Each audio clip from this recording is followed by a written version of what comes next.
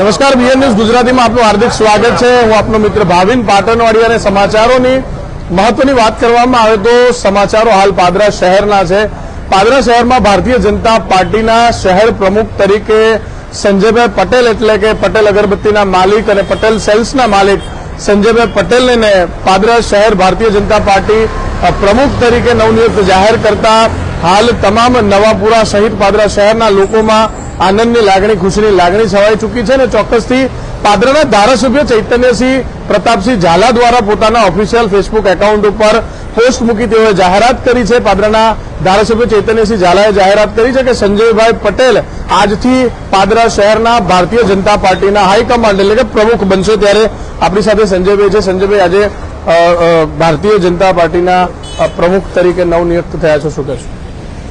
આજે અમારા લોકલાડીલા ધારાસભ્ય શ્રી ચૈતન્યસિંહ ઝાલા બાપુ તેમજ મોવડી મંડળ વડોદરા ભારતીય જનતા પાર્ટી જિલ્લાના પ્રમુખશ્રી દ્વારા, મહામંત્રીશ્રી દ્વારા મારી ઇન્ચાર્જ પ્રમુખ તરીકે નિમણૂક કરવામાં આવી છે અને આજથી પાદરાનગર ભારતીય જનતા પાર્ટીનો ભાર મને સોંપવામાં આવ્યો છે અને ધારાસભ્યશ્રીએ મને કીધું છે કે હવે 28 સીટ જીતાડવાની જવાબદારી તમારી છે।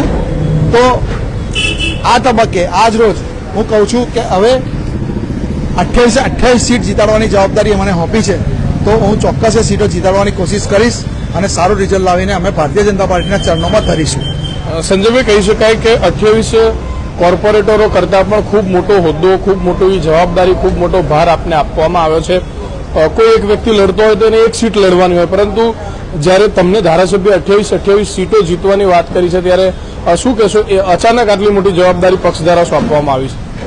મારા વર્ષોના અનુભવને ધ્યાનમાં રાખીને અને સૌ ઉમેદવારોને નિયુક્તિ બાદ પાર્ટીને જ્યારે અમારા શહેર પ્રમુખ ચૂંટણી લડી રહ્યા હોય તો એ જગ્યા મને આપી અને મારા અનુભવનો નિચોડ લેવા માટે પાર્ટીએ મને આ જવાબદારી સોંપી છે કે તમે તમામ ઉમેદવારો જીતાડો।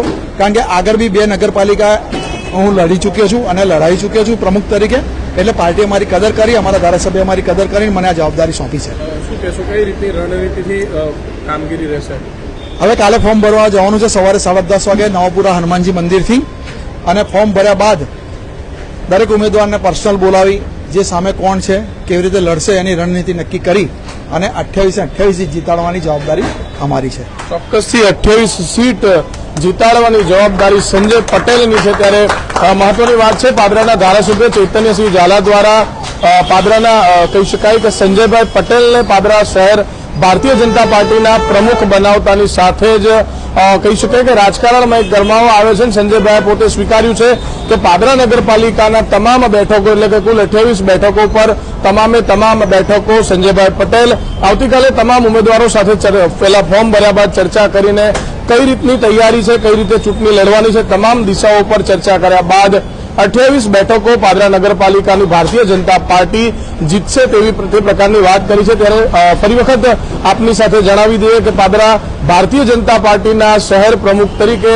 સંજયભાઈ પટેલની નિયુક્તિ થતા સમગ્ર નવાપુરા તેમજ શહેરમાં હાલ ખુશીની લાગણી આપણે જોઈ શકીએ છીએ। તમામ આગેવાનો, તમામ સમર્થકો હવે સ્ટેપ બાય સ્ટેપ અહીંયા આગળ આવી રહ્યા છે ને તમામ સમર્થકોમાં એક અનેરો આનંદ છે ને સંજયભાઈને પાદરા શહેર પ્રમુખનું પદ મળતાની સાથે તમામ લોકોમાં ખુશી અને હર્ષની લાગણી વ્યાપી જવા પામી છે। કેમેરા પર્સન પૃથ્વી રાજપૂત સાથે ભાવિન પાટણવાડિયા, પાદરા।